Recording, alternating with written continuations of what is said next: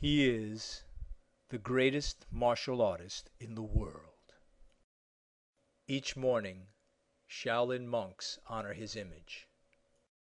When he swims, he doesn't get wet. The water gets him.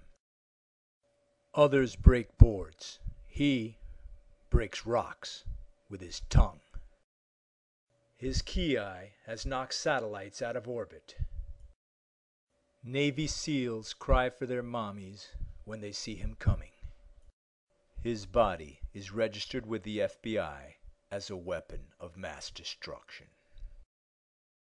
If he was on a motorcycle with Chuck Norris, Chuck would be in back.